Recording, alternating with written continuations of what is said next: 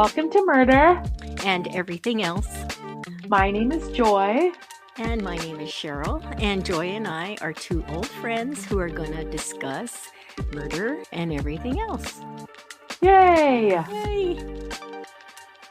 And a quick reminder that this is not for kids. We are going to be talking about shooting deaths today, so not a good topic for kids.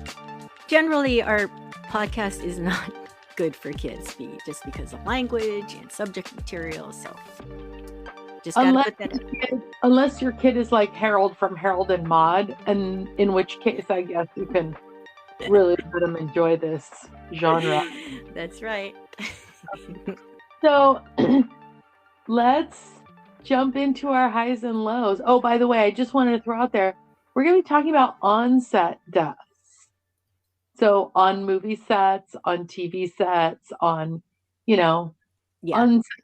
so it's very, very interesting, very relevant in light of like an on-set death that happened recently and within the last 2 years, and has been like, that has received a lot of media spotlight. So anyway, but let's go into our highs and lows. You want to take it away? Sure, why not?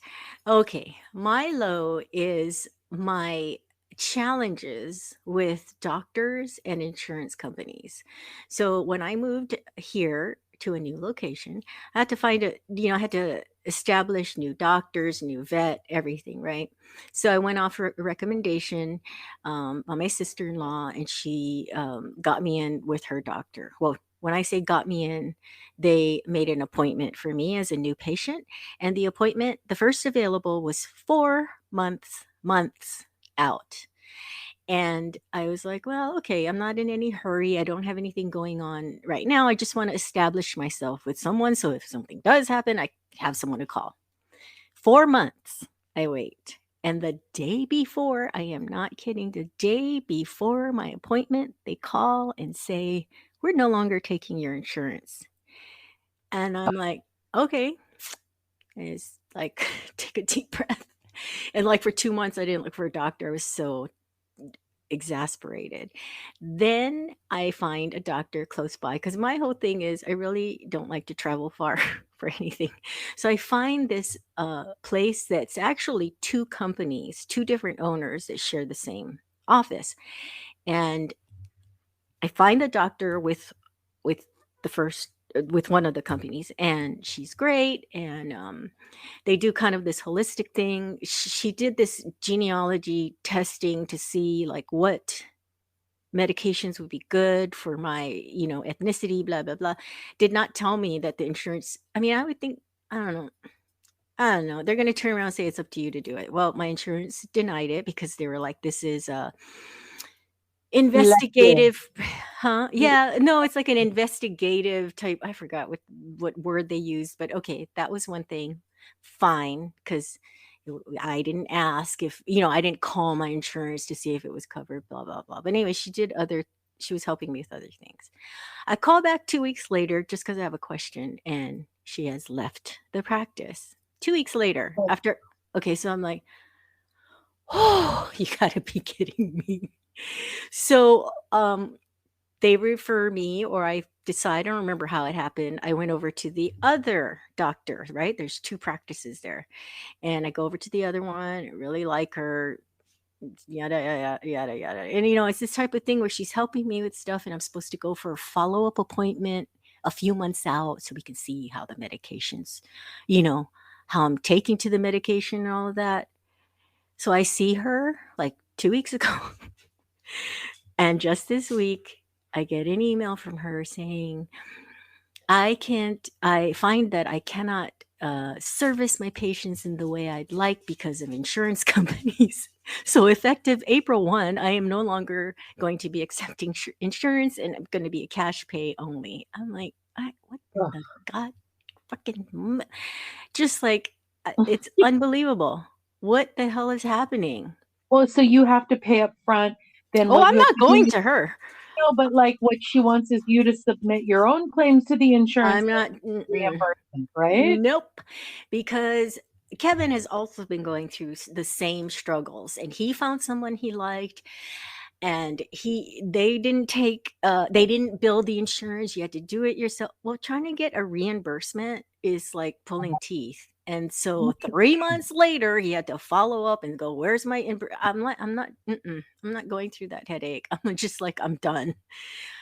Just What a hassle. yeah. So that's my low. And then my high is that today is Kevin's birthday, and we are going to take the kiddos, meaning our four-legged kids, in our truck, and we're going to go for a drive and take them to the park. And this is going to be interesting because it'll be the first time that we'll have Bodie, Callie, and Jet in the truck at one Yeah, time. say what happens when Cujo goes after Bodhi in the car? Well, this is I wasn't going to talk about the seating arrangements, but this is what we're going to do. I'm going to drive because I get car sick. And then Callie's going to be in her little basket in in the passenger seat in the front. Jet and Bodie will be at the ends of the seats in the back, and Kevin's going to be in the middle. So when Jet jumps up and starts to maul Bodhi, Kevin will be the one in the middle who gets to separate them. And then Yeah. the birthday boy could potentially end up at urgent care today. That's right. And it'll make for an excellent story. I'll be talking about it on the next podcast. It'll make for stay tuned, folks, for podcast number 9, being mauled to death in the car by your own by your own dog. Oh gosh. All right. What about you? Do you guys have a dash cam you could turn around? Because I would. Man. My high. Okay, I'm gonna start on a high. Usually I start on a low, right? I don't know.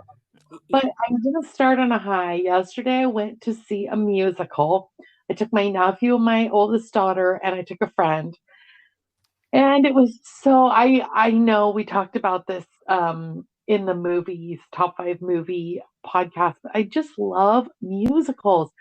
I am probably one of the only people that waits. I can't wait for them to stop talking and start singing again. And I have heard people say that they wouldn't mind musicals so much if they would just stop fucking singing all the time.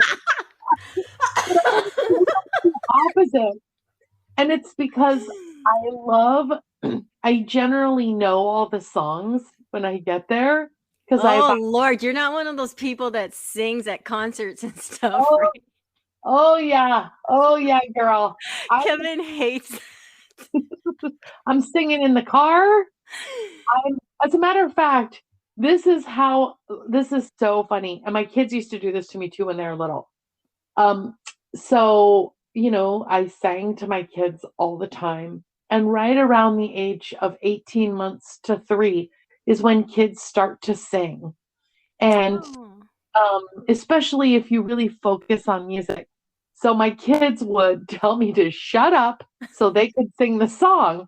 Because there's nothing worse than your mom bogarting ABC and belting it out in the car when they want to sing the ABC song. And sure enough, on Friday, I was driving the little girl that I nanny to her ballet dance class, and she starts telling me, no, Emo, no. And she's telling me to shut up because she wants to sing the song, but I'm away. Oh my God, you're belting out Frozen. Yeah. So anyway, I usually always know the song. I know the score. Even if I've never seen the musical, I will listen to it. I will listen to various recordings, including local high school productions. Oh my. Oh yeah, I'd love to do a deep dive on who helped arrange it. And with a musical, a lot of times there's very thematic tie-ins. So they'll write 5 or 6 very catchy independent tunes, and then there's all the linking stuff.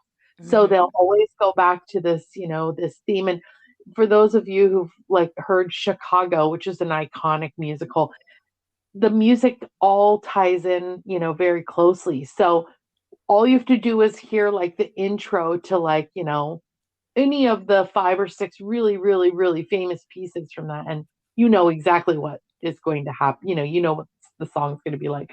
Mhm. So anyway, it was just so nice and so fun to spend an afternoon listening to music and sitting in a packed theater and Just the being, energy. Yeah, yeah, even before it starts. I my, love that. yeah, and looking at my New kid's shoe. face and watching her laugh and yeah, it was just great. I thought you were gonna say, "And looking down at your new shoes." People are gonna have to tune into another, episode to find out what That's that's right. about.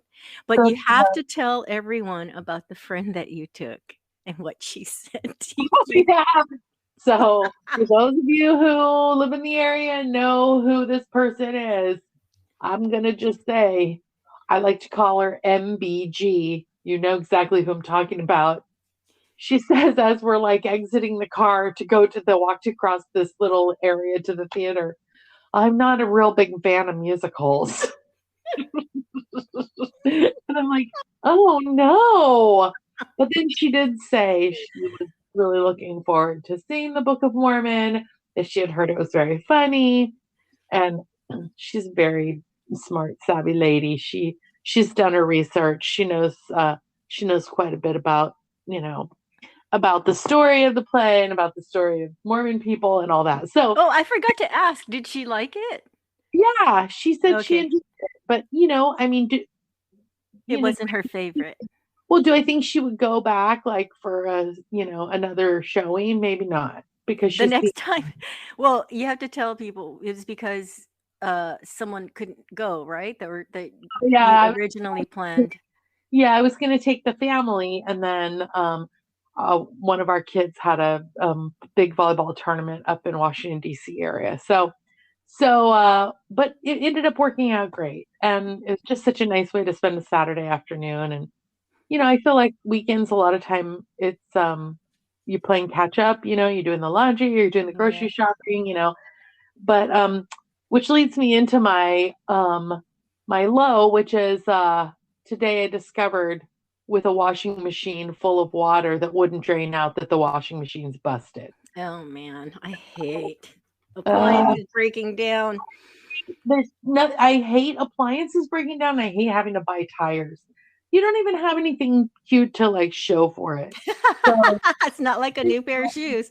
right. So Um, anyway, I Uh, thankfully, we have really, really nice neighbors, and I was able to go and spin out all the water in their washing machine. so you And had to then, carry over wet, oh, sopping yeah, and it one was like ugh. 75 pounds of Oh, water. yeah. And Oh then, my but I was able to bring them home and dry them. So it's great. It's nice to have awesome neighbors, but but we will have to get the washing machine fixed this week, and I'll guarantee you, I know what it is.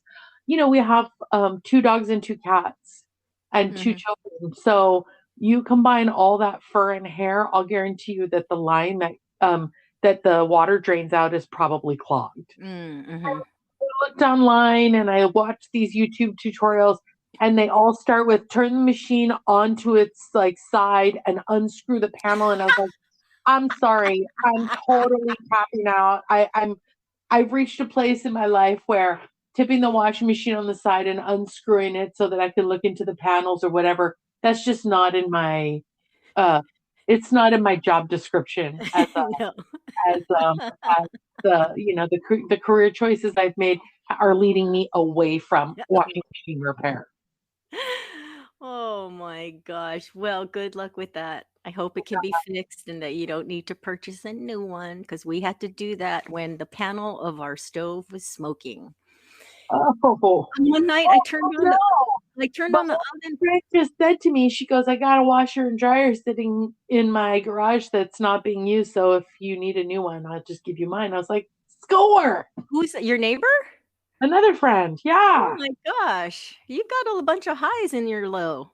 No, that's right. Hey, tell me about how you almost burned the house down with the Yeah, stove. so one night I was making something in the oven and I saw smoke coming out and I'm thinking, is it just venting? I mean, I've never seen that before. And I'm like, Kevin, Is it there's my smoke.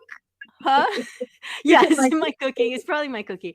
And then I mentioned it to him, and we both kind of were like, Then the next morning, I went to use the stove top, and it started smoke coming out of the panel. The panel was on the top. It's not one that's in the front. And I said, Kevin, he came over and was like, that's not good. Now, Kevin usually tries to repair things himself, which I really love because he 85, 90, if it's fixable, he can fix it. Um, but this was, I was like, we are not, we are not messing with this. A smoking panel is not good, and he doesn't claim to be, good with he's not an electrician, so we just had to chuck it and get a new one. So I hope that, well, you have a backup. Your friend's gonna give you one, so Yep. that's. But it's like it seemed like in 1 month it was the stove and then the dishwasher, but he somehow like Jimmy rigged the dishwasher to last. He put a band-aid on it to last, so we don't have to buy a stove and a dishwasher in the same month. Um, I I have the best washing machine story. This was when we lived in Cupertino, California. We lived in this tiny duplex. We shared a common wall with like what can only be described as someone a little bit over the eccentric mark. And we had half a garage. And in the half a garage, we couldn't park anything. The duplex was so tiny that we used the half a garage for some storage and like for the kids to go into on a rainy day, for example. But we we had a washer and dryer in the half a garage, and we inherited the washer and dryer when we moved in. The previous tenants had left them. They were sold to us for $25 each. They were very old. Well, we something happened and the washer stopped working. So my husband went out and tinkered with it and nothing seemed to work. It just was dead. So we had to go out and buy a new one. And for those of you who don't know this, my husband was doing residency at the time, so we were very, very poor. We didn't have like an income stream that was able to support buying new appliances.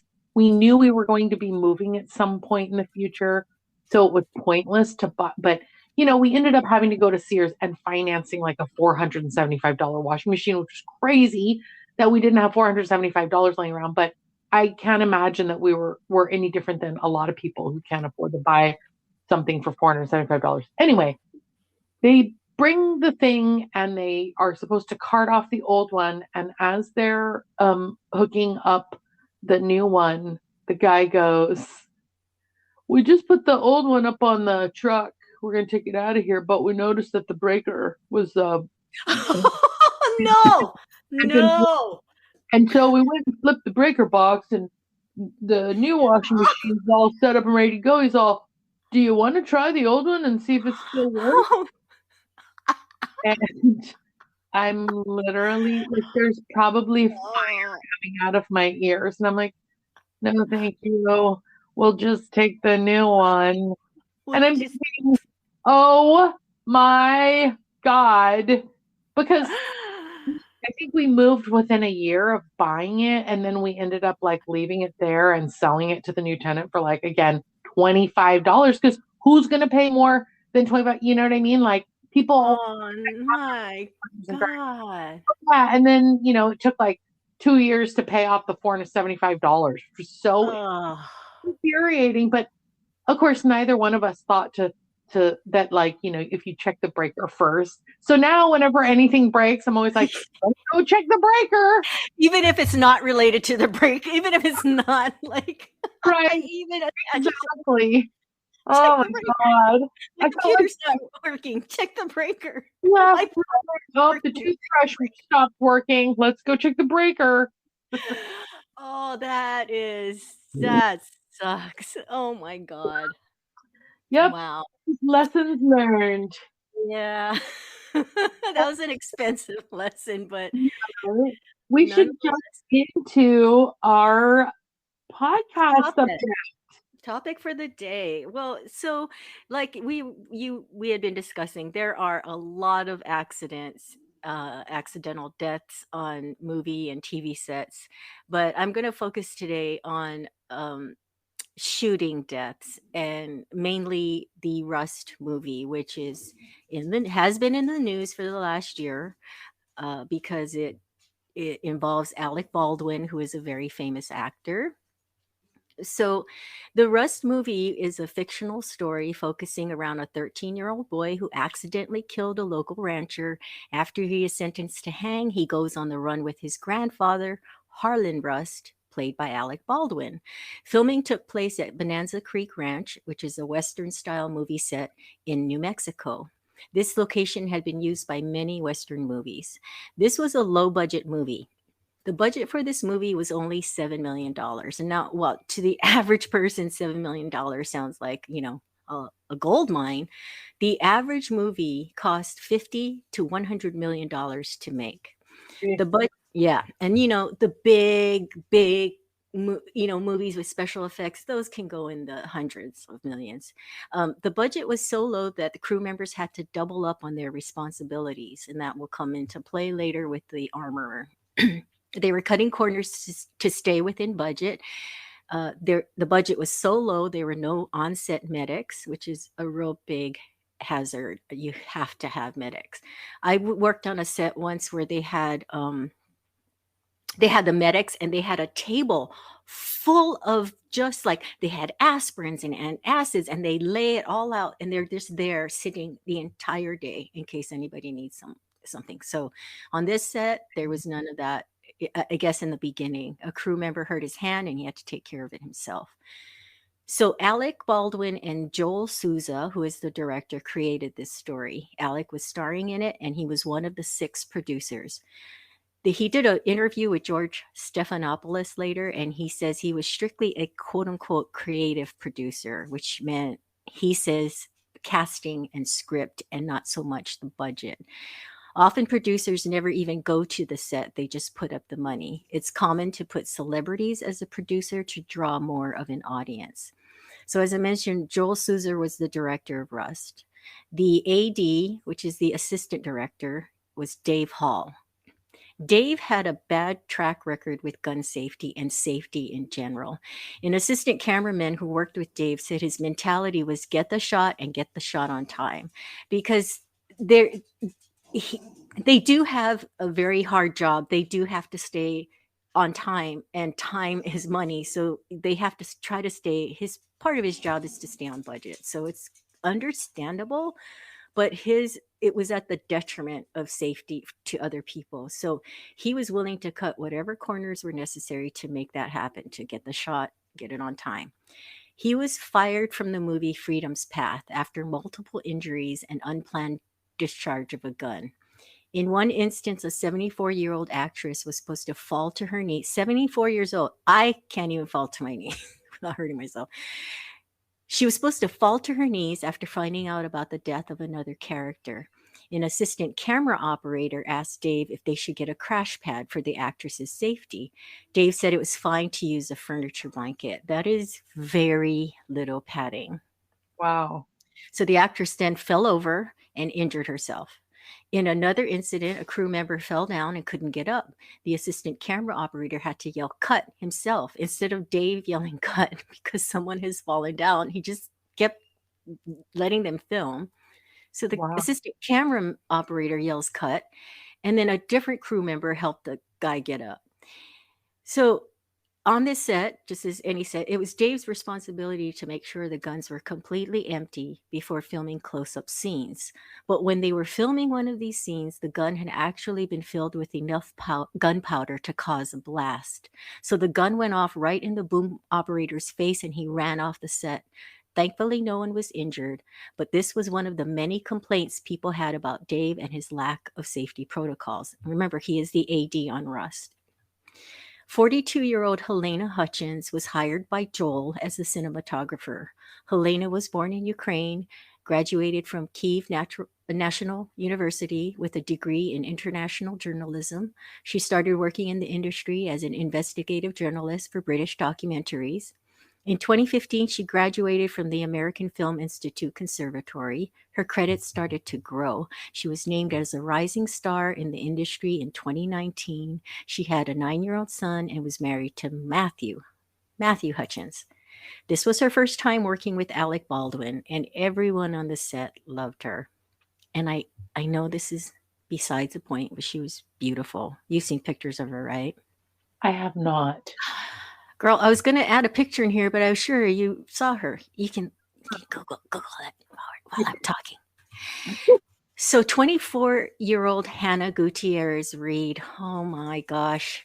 I was gonna insert a picture of her too, with all her bravado and her guns, and then she turned into this just young immature girl that didn't know what the hell she was doing. But anyway, 24-year-old Hannah Gutierrez Reed was the head armorer. 24 years old. She was also hired as the assistant prop master. So remember I said the crew members had to double up on responsibilities. um, Rust was only her second film working as head armorer and was considered to many to be inexperienced. Hannah is the daughter of legendary stuntman and armorer Thel Reed. So she probably, her name probably came up just as, because of his reputation. She And grew also, up. there's been a lot of talk lately in the in like the Hollywood circles about nepo babies, and that's Mhm. probably how she got her job. I Yep. mean, nepotism is a thing, right? Yep. For sure. For sure. Especially, uh, yeah, especially if you see her. I'll talk about the 60 Minutes Australia episode they did on this, but I encourage people to watch it. It's really because there's body cam footage from the police officers, so you get to see what happened right after the shooting, and you see her. And anyway, you Kevin and I were like, you almost feel sorry for her until you remember what happened. She grew up around guns and was trained in armory by her father. The first Western film she worked on was called The Old Way, starring Nicolas Cage. After filming Rap, she went on a podcast and she told him she was really nervous. She almost didn't take the job because she didn't know if she was ready. But in her words, it went smoothly. In actuality, it did not go all that smoothly. Nicolas Cage walked off the set because of the lack of gun safety. At one point, Hannah discharged a gun near the crew, and Nicolas Cage yelled at her. She loaded a gun incorrectly on the ground where there was dirt, rocks, and pebbles. I don't know much about guns, but you're not supposed to be loading it on the ground where all this other shit can get in there, right? Then she handed it to an 11-year-old actress. The crew saw this and they stepped in and made her check the gun. While on the set of The Old Way, she texted a weapon supplier and asked if she could shoot a quote unquote um, hot round of using a vintage gun. And he responded, "What the fuck is a hot round?" She said, a, a pretty big load of ammunition. He told her never shoot live ammo out of prop guns and that she should only use blanks. He said it's a serious mistake that always ends in tears. And her response was, "That's good to know, but I'm going to do it anyway." The prop master was also 24 years old. Her name was Sarah Zachary. Her job was to bring in any and all props for the movie. This meant getting the guns, but it was the armorer's job to work with the guns. She would assist the armorer, but the armorer would be the one to load the guns and give them to the actors. Both Sarah and Hannah were hired after many more experienced candidates turned down the job. Some of these people turned down the jobs because they weren't available, but some turned it down because of safety. It was a high risk to have the armorer doubling as a props assistant. Hannah and Sarah were not only inexperienced, but hired at the last minute. I don't, from what I've seen, there's never a head armorer that does another job on the set. That is just ridiculous. So in the 60 Minutes Australia show, the first person they asked was a very experienced, older. I mean, I think this is where age does matter. Um, this older armorer with a lot of experience, but when they told him he would be doubling as the prop assistant, he was like, "No." No way in hell. He was like, he doesn't look at his phone. He doesn't read texts. He doesn't answer the calls. He is completely focused on what is going on with the guns he has just handed the actors. So he was like, no, I'm not going to do this dual role. Um, there are onset safety procedures which include checking guns and calling them out as cold or hot before they are handed to an actor. A cold gun basically means it has no charge. It's unloaded or filled with dummy bullets. A hot or live gun is loaded with something with a charge, not necessarily live rounds. If a gun had blanks, it would be called out as a hot gun. I'm not going to go into detail about the bullets and how they're made and the cartridge versus the this and the that because it's too much. We're going to need like 2 hours. Crew members were concerned about the lack of safety on set. Gun safety protocol was clearly not being followed on the set. They contacted their union to get involved, and one of the cameramen had complained to the union production manager about 3 accidental discharges. The first armorer they tried to hire turned down the job. I mentioned this because it required a dual role. And after these 3 accidental discharges, they contacted him again and they begged him to work with them. And he said he had already taken another job. So he asked them what was going on. And when they told him about the 3 accidental discharges, he told the interviewer on 60 Minutes, he was like, I knew something bad was going to happen. He goes, I didn't think it was going to be to this catastrophic level, but I knew something bad was going to happen. With 3 accidental discharges, you can't, yeah, unbelievable. Hannah also expressed concerns that Alec wasn't prepared for his shooting scenes. She told his assistant she was worried because he hadn't shot with a holster before. She claims Alec missed the required firearm safety. He had a safety demonstration with Hannah on another day, but she says he was distracted and not giving his full attention. So on this fateful day, I wonder if he was distracted by his wife's Spanish accent. you are terrible. We're going to save that for another day. Oh my gosh. Ah, Okay, so on this fateful Thursday, October 21st, 2021, the 12th day of production, the cameraman who had complained to the union production manager walked off the set with 6 other crew members in protest to working conditions. I mean, how many more oh my signs or God. red flags do they need that something is wrong? Oh my God. They were replaced with non union workers. I heard that 75% of the people on this movie had never been on a movie set. 75%. Wow. Helena had become close to the crew members, so when they walked off, she hugged them goodbye with tears in her eyes. There was a safety meeting at 8 a.m. that morning to discuss the day's filming, which would include guns. They filmed a scene with guns before breaking for lunch. The guns were collected after the scene and placed in the gun safe, and then they broke for lunch. After lunch, Sarah went to get the guns for the scene and found that the safe was unlocked.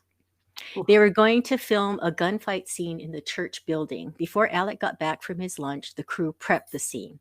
Hannah came into the church with a gun and found the assistant director, Dave Halls.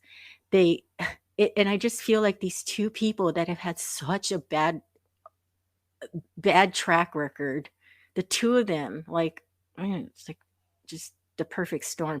They then supposedly performed a typical gun safety check where Dave checks the gun barrel for obstructions, and then Hannah would open the hatch of the gun with the rounds inside and spin the drum. Dave says he thought he saw 3 bullets, but he can't remember if Hannah spun the drum. He also didn't check any of the bullets, which he should have done. So the gun was not checked properly. If it had been, Dave would have seen that there was a live round.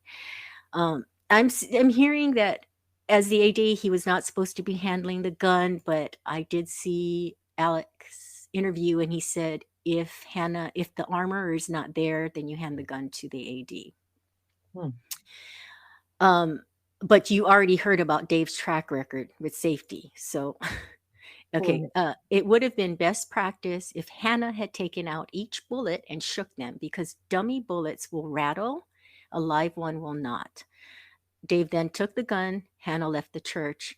The head armorer is supposed to always be present when actors are handling guns, but she was doubling as the prop assistant too. So, you know, I don't know how much blame you can put on her for that. I don't know. I heard she was super stressed when they were coming down on her because she wasn't at the doing the prop stuff because she was trying to focus on the armory stuff, which she knew was more important. She was being pulled right in all these directions, and she's young. She's 24. This was her Oh, second movie. As part of the scene, Alec is sitting on a bench, the bench, the church pew. He is supposed to quick draw the gun from his side, point it towards the camera, and shoot at two off screen characters. Alec is not supposed to pull the trigger, only cock the hammer. So at this point, they're blocking the scene, which is they're just setting up the camera angles and where the actors are going to, walk to next or what they're going to do. They're just like practicing, right? The scene or setting it up. At this point, Alec was not back from lunch yet, so Dave did his blocking, drawing the gun 3 times. Nothing happens. Alec then comes into the church. Dave hands him the gun, and before he hands the gun to Alec, he shouted cold gun. And I explained what that meant right earlier. So he shouts cold gun and he gives it to Alec. At no point was Hannah called into the church. The camera was not rolling at this point because, again, they're just blocking the scene. Helena was crouching to the left of the camera with the director Joel behind her. The first time Alec drew the gun from the holster, nothing went wrong.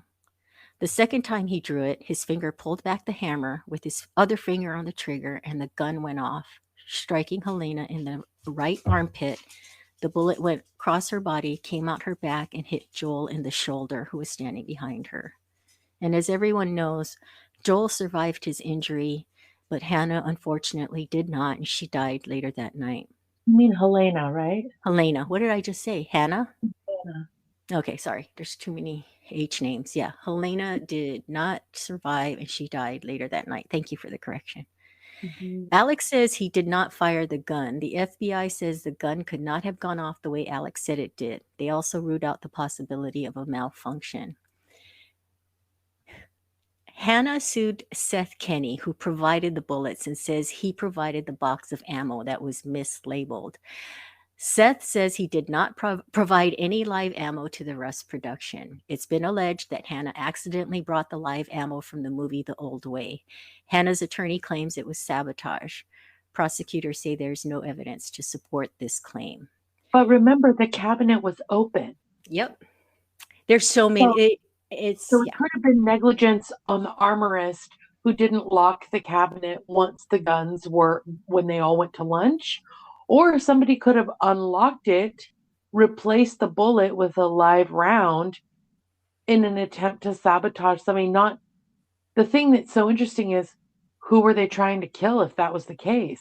Because, Well, you know, yeah, well, the rumors about sabotage was because so many people were upset and disgruntled about the lack of safety on the set. They're saying someone wanted to sabotage because they weren't listening about the safety on the set, right? They were just putting everybody in jeopardy. So I don't know why putting a live bullet and actually making something happen would really lend to their cause. But mm, um, so this is what I heard, and this is horrible. And I don't know if it's true, but we do have kind of insider information because Kevin was in the business, so we did hear it from the friend, and then I've heard it elsewhere in other things I've read. But there are rumors that the crew wanted to do some target shooting during their lunch break. The rumors say the crew members loaded the guns with live ammo and didn't take them out of the gun before filming resumed. And these rumors have not been confirmed. But it's hard not to believe it because, okay, I just want to tell everybody this is my opinion. Please don't come for me. Okay. This is just my opinion. But when you see pictures of Hannah posing with these guns, it's just very unprofessional, you know. Uh, and I can, again, I don't know. I can just see her though. If you look at her and you look at the 60 minutes documentary, she seems like somebody that would want to please them, and she thought she was cool. She's 24. She's the head armorer on this western, and all these guys want to, shoot off these guns. I could just see her like allowing them to do that, which is incredible. mhm. So again, the 60 Minutes Australia, they show after the after the shooting, The cops come out to her, and she is beside herself. And she's like, "Yeah, here's the gun." She hands him the gun. She's like, "Yeah, I think this is the gun." I mean, she's so disorganized and doesn't know what the fuck is going on. They show the cart that the gun was on, or the guns were kept on. Joy, there was an empty plastic water bottle and paper strewn all over the cart, and then you had like a gun belt with the bullets in there, and just like this disarray of stuff. And she's like rummaging through it, and she's going, I don't, they're looking for the gun. And then they find out there were a bunch of live ammo mixed with dummy on that cart. Oh, so it wasn't just one bullet. No, they found a bunch. Yeah. Oh. So, um, so there's lots of backlash and criticism of Alec, and criticism of the interview he did with George Stephanopoulos in December of 2021, which was a few months after the incident. And, you know, again, this is my opinion. Don't come for me, please, because I know the majority of people, although I have in, doing research, I have seen people that are the same mindset that I am. But so George Clooney had made a statement after the shooting, and he was like, "All actors know that you're supposed to check the gun, and you're never supposed to put it in. But this is just standard, you know. You just know this as an actor, especially if you've been in this business for so long." And then they cut back to Alec and George Stephanopoulos, and George asks him, "So what do you think of George Clooney's statements?" And he goes, "Well, George Clooney's statements about always checking the gun before he does a scene." And he's like, "Well, good for George." But, and then he goes on to say, and I don't think he means, it comes off like he's accusing Helena of her own murder, but basically he's saying, so George Stephanopoulos asks him, "Are you supposed to ever point the gun at someone?" He goes, "No, no, unless I'm being directed to by the cinematographer." So that's what he's saying, that she wanted to see, it was supposed to be a close up of him cocking the gun. And he goes on to say he trusted the people in charge of the gun and the person that handed him the gun.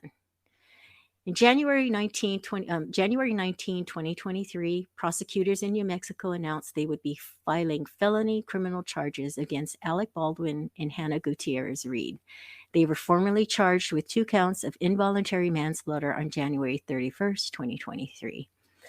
Assistant Director Dave Halls accepted a misdemeanor charge of mishandling a firearm and a plea deal, so he will likely be testifying against Alec and Hannah, which pisses me off because to me, he had a hand in this.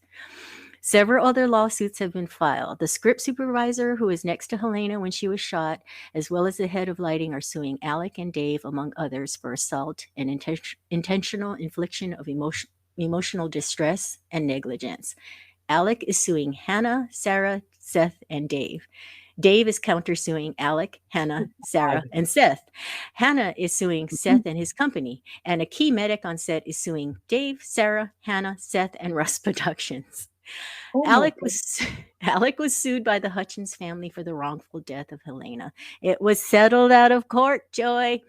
The details the details of the settlement are confidential.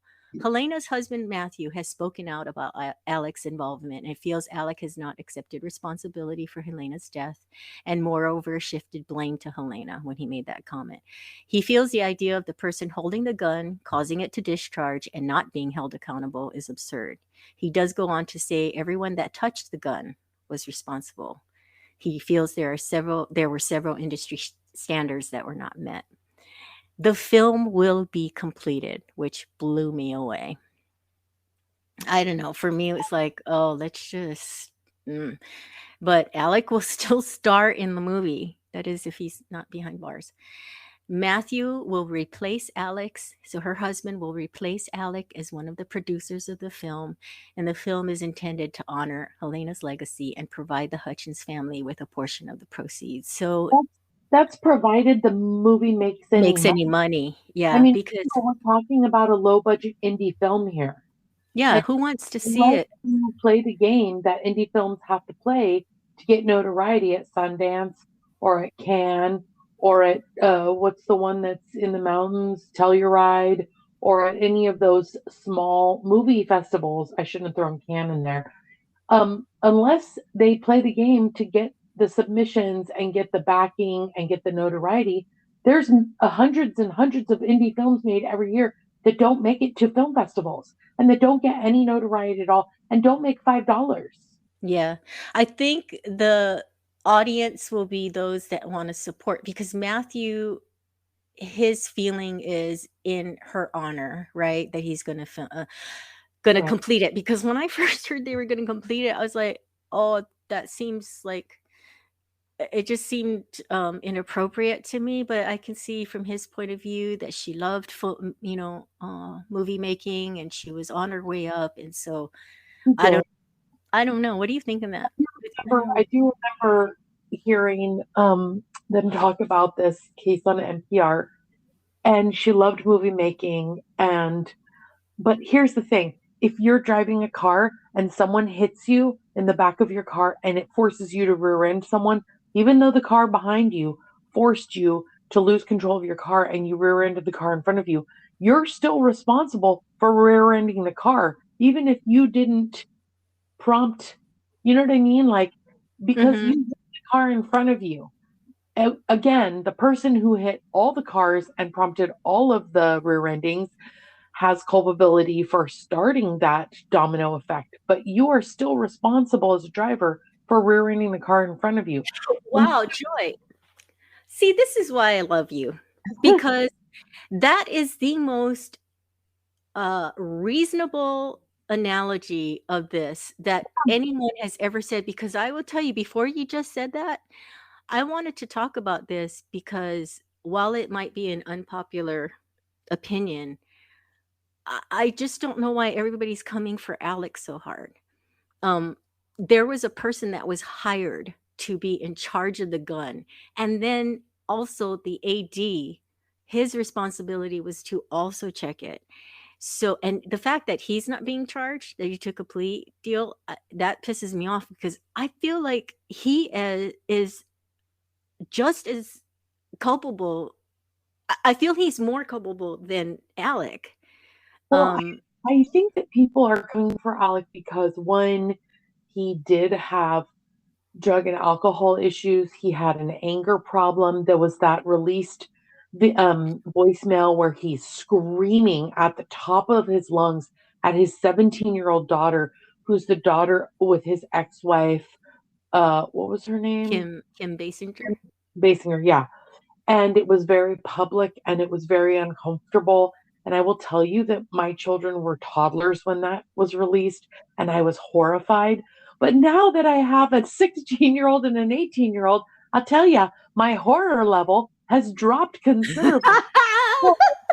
Because, like, I don't know, you have a 16 and an 18-year-old, you point me in the direction of a parent who hasn't had an uncomfortable conversation. The difference is I'm not recording any of those conversations And I'm being having. played to the Yeah, entire world. released on TMZ. So I will say this, yes, there is culpability for all of these people. And unfortunately, this woman died and the gun was discharged by Alec Baldwin, which he does have to assume culpability for that. However, there's like levels of culpability. Mhm. So if you think about it, there's like, it's like standing under an umbrella. So the umbrella is going to cover all these different people who are culpable. And Mhm. Alec is one of those people. I Yeah. think that what we, it's funny, I heard someone say once, America is the land of giving people second and third and fourth and 10 chances. And I feel like in some regards we are, but in other regards we are not. We only want to give chances to certain people. And if you have had an anger problem or a drug or alcohol problem, or you have been caught, or if your wife has a funny Spanish accent that pops up routinely and you have 7 children, three of which popped out within 3 months of each other due to surrogacy in the pandemic when people were dying left and right. I mean, remember, he's not going to be old enough to see any of those kids probably get married. So I feel like, Or if you make fun of Trump because he used to play right, Trump on SNL. exactly. I feel like we come for some people and for some people we don't. For example, I got no love for Jennifer Lopez. But But nobody's coming for her and how horrible she is and how she treats service people like they're garbage and how has been married 600 times and every single one of those marriages was strategic. But that's fine. You know what? I don't like her, but everybody loves her. Everybody's just like, oh, she's gorgeous. She's like the most pretty 55-year-old and blah, blah, blah, blah, blah. Who It's like, cares so about what? Yeah. her? But Yeah. the fact of the matter is as much as we love a bad boy, we also love to hate him. It's like for whatever reason, the sum of all of his bad behavior far outweighs the sum of his good behavior. And so he's an easier target, maybe lower hanging fruit. He's older, he's not as attractive anymore. He's in his 60s, and let's face it, I Which mean, that is its own topic. yeah, That is his symbol days are uh, over. yeah, but some people don't like him.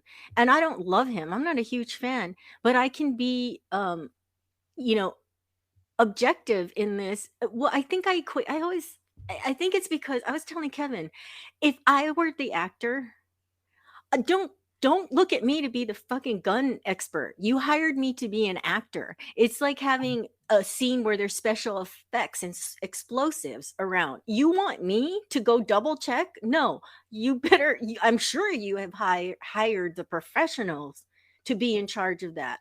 So why isn't it the same with a gun? I really have a problem with it. And I think people are looking at his attitude on some of these interviews as him not being, what did someone say? He doesn't seem, he's not remorseful, but he is sad. I don't remember what the quote was. I wish I did because it was true. Because I don't know why. I empathize with him. I'm like, that's probably how I would be. Like like she was his friend, and when they show him, he finds out she didn't make it while he's being interrogated at the police station that night. There's footage of that. And he is genuinely shocked. There's no doubt in my mind that he feels horrible that she's dead. Mhm. There's no doubt in my mind. But I feel how he feels. Like, if I were the actor, I would be so angry that who the fuck, and he said that after he shot her. He's like, who the fuck put live rounds in this gun?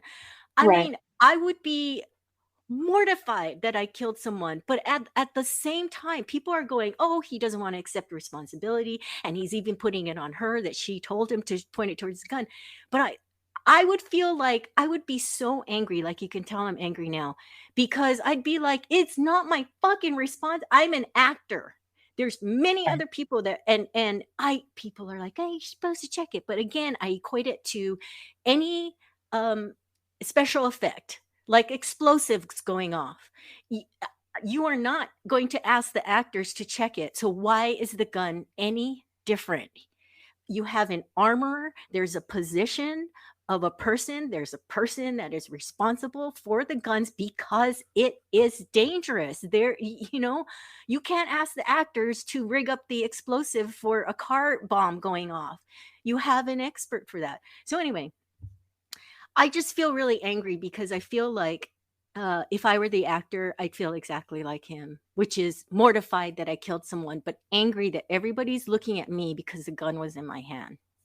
Sorry, I get so Yeah. upset about it. No, I totally, I mean, I will say, I agree that, um, I mean, if someone handed me a gun and I said, "Did you check to make sure these are not live rounds?" Well, they told you it was a cold gun. Right, and I will tell you that I wouldn't even know how to check if it had live, you know what I mean? Like, I Yeah. don't know the difference between when you say you shake the bullet and it makes a rattling sound, I don't even know how to get the bullet out of the gun. So No, I that's learned that how just from researching this. tells you how little information, and and maybe Alec Baldwin had just as little information. He's trusting all of the checks and balances in place, but I will also say that he knew as one of the producers, and that this was not your typical movie set, and that Mhm. corners were being cut. So I don't discredit that he was shocked and horrified and devastated that she died. But I will also say that if you agreed to work on a movie set knowing, and I'm not placing any blame on her, but if you agree to work on this movie set and people have walked off because of safety issues, and you've hired a producer or assistant producer who has a hit track record of cutting corners and accidents happening on set, I think you are signing up to do something. I mean, it's like a fool's errand. Mhm. Don't think that you're going to walk away from this one unscathed. And then I just want to address the thing you said about her and the professionalism. I did Google the images, but I will also say that she is indeed an armorist. And I didn't find the pictures of her with the guns offensive. Mm. I I felt like it was appropriate because she is indeed an armorist, and because she is holding these two what looks like historic weapons. They look like they're old like long barreled revolvers from like Annie get your gun time period, like yeehaw, I'm gonna get on my horse and ride off into the west Mhm. to the sunset. So that's how I took it. She's got the bullet thing on the leather. I don't even know what that's called, where you put the bullets slung over her shoulder. Mhm. And I just felt like it was a very like if I had an IMDb, that would be and I was an armorist, that would be my IMDb picture, because I want people to know I got these two classic old guns. One belonged to Billy the Kid, the other one belonged to whatever the other Western guy's name is. Annie, get your gun. And I am the girl who knows how these work, so hire me. What I found more Yeah, offensive see that. was when I Googled images, I found all these others where she's like in her chonies and like sticking her buns out and Yeah. wearing platforms. I was like, how is that appropriate for? But I will also say um, that remember the part where I was talking about having a 16 and 18-year-old girl? I had $1 for every time I scratch my head and go, please, why did you feel the need to post that? I would be I would be so rich right now. So incredibly rich. This is how, and remember we talked about this in the first or second podcast, how setting the stage to take these pictures to express who we are is more important sometimes than actually living our life and being in the now. So I understand we've bred an entire generation of kids who have reinvented the selfie. So Yeah. I see, I don't see it that way. Now, I have not done my homework to look up other armors, so I cannot say, but my instinct, and Kevin, felt the same, was that it was unprofessional. Like, if you had years of experience under your belt, no pun intended, you wouldn't be you wouldn't you wouldn't be posting pictures like that, because well, years, yeah, absolutely not. If she was 45 and she became an armorist after being account manager for insurance company, then yeah, she probably wouldn't post those kind of pictures. You're absolutely right. I just However, the fact of the matter is that the only reason you and I don't have pictures with our, showing our, butt floss and how it goes over the low rise jeans is because we didn't have the internet in the 90s, baby. We didn't. So guess no. what?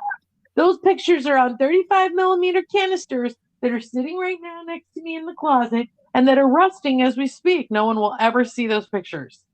Well, I encourage everyone, if you have not seen it, to watch the 60 Minutes Australia special.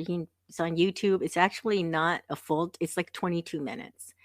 When you see the way she handles herself after the shooting, Those pictures will irritate you. I promise you. I promise you. Um, okay, but I do want to thank you for the car accident analogy. No one has put it because I've just had such a problem with it. But I do the thing is that Alec was an actor and a producer. So while my whole rant was about if I was an actor and all, he was a producer. So there's, the accountability for who was hired. And it's hard for me to believe that he was so blind to just because if you watch her, I'm telling you, if you watch that documentary, you just have to watch her to know this is a problem that she's handling the guns. She's so young. I know there are 24-year-olds that are mature, but she is not. And I cannot. So now I'm like speaking out this other side of my mouth because as a producer, I don't see how you could have observed her and thought that everything was okay. But to go on to, I just want to talk about a couple of other onset shootings that have happened. And it's sad to me that in this day and age, this is still going on. Like with all the technology we have, why is this still happening? But this was before. I'm just saying, why did this happen again in 2021? But even blank rounds can cause serious injury and can kill people if fired in a close range. In 1984, actor John Eric Hexum, do you remember him? The name sounds really familiar, but I wasn't allowed to watch movies in 1984, so I probably never saw anything he was in till Yeah, late. well, he was pretty famous at that time, and he was filming a scene in a TV show where his character is supposed to load a cartridge into a handgun, and filming ended up being delayed, and John was goofing around, and trying to make a joke about how long the filming was taking. So he unloaded all but one blank round in the gun, spun it, and said, "Can you believe this crap? Just playing around." And then he put the gun to his temple and he pulled the trigger. And Ugh, the gun went off, sending, now this is what I read, the quote unquote quote wadding in the blank into his head, which fractured his skull, and he died from his injuries. Like I said, I'm not going to go into all the parts of the bullet. And then in 1993, and I think most more people will know about this one. In 1993, on the set of The Crow, Bruce Lee's son Brandon Lee was filming a scene where he is shot with a gun. In an earlier scene, someone had fired an improperly made dummy round with an active primer. There was no propellant, but the primer igniting caused enough force to dislodge the bullet in the barrel. The gun was then loaded with blanks, but no one noticed that a bullet was stuck in the barrel. Oh, I just think it's so maddening. So when the blank was fired, the propellant explosion caused the bullet that was stuck in there to fire and hit Brandon. He died at the age of 28. You oh, feel you're making make believe, and no one should die from a gun. There, I just that is it's just maddening to me. that's crazy. Yeah, That's so crazy. That was on the set of The Crow that right. he died. And that was being filmed in North Carolina. Isn't that crazy? I did not know that. And also then there was like a whole crow curse, they said, because they were filming a second Crow movie. I want to say it was like The Crow 2. Um, yeah. You think? How Who do you know who took his place? Let Would me I see. Oh yeah, it was called The Crow Stairway to Heaven. It was made in 1998. A special effects explosion went wrong during filming, and the stuntman named Mark Ackerstein was struck in the head and killed by flying debris. Oh my god. Yeah, It so was they totally off. It I'm wasn't the glad, guy who stepped in to play him. It was a stunt person. but still someone died, and that's just inexcusable on a you know, when you're making, like I said, a make believe thing. You know what I mean? People should not be dying. It's that is tragic. Yeah, so they stopped it right there. They were like, no more Crow movies. Nobody Right, probably wanted to work. They probably wouldn't be able to hire anyone. right. Um, Well, but I yeah, will say that the most common accidents are involving helicopters. So, um, it it it is it's the gun deaths are not as many or as frequent as helicopter deaths. Yeah. But Yeah, also, I just wanted to focus on the gun because Rust is in the news right now, but also because it was so preventable. according to Wikipedia, since 2020, there have been seven movie deaths or Hmm. injuries that Oh were yeah, just, like freak accidents, carelessness, but mostly like stunts. Stunt jumps, stunt fight scenes, stunt doubles, stunt, this and that. So, yeah. There's a horrible story about Kevin and I talk about it once in a while about they were filming on a train track and they did it without a permit, so they weren't supposed to do it.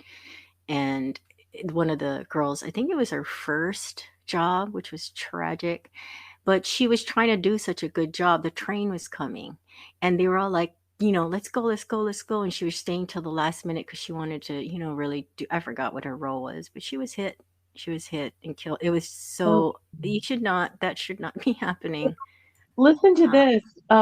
It also says on this same Wikipedia page that a few weeks after Helena Hutchins' death, lamp operator and pipe rigger Jason Miller was bitten in the arm on the same set of the same movie by a brown recluse spider.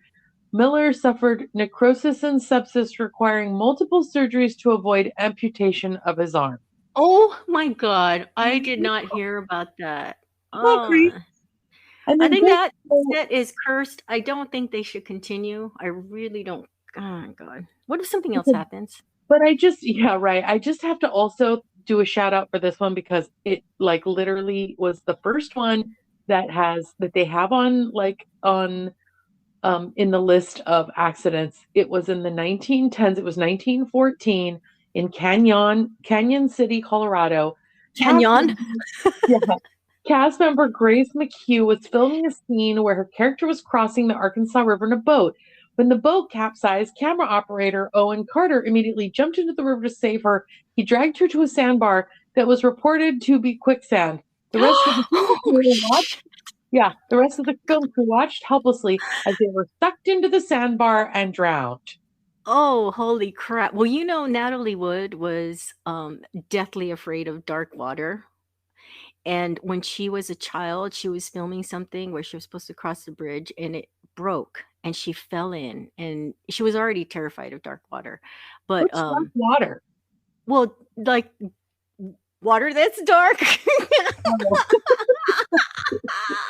I thought maybe it was like poopy water or No, something. like some, beautiful beaches on Hawaii, for example, you can see down to you can see Oh, down okay, sometimes. okay. Like she's talking about the murky water, but yeah, she fell in, and the freaking director was like, "This is great footage. Keep filming." Meanwhile, she almost drowned.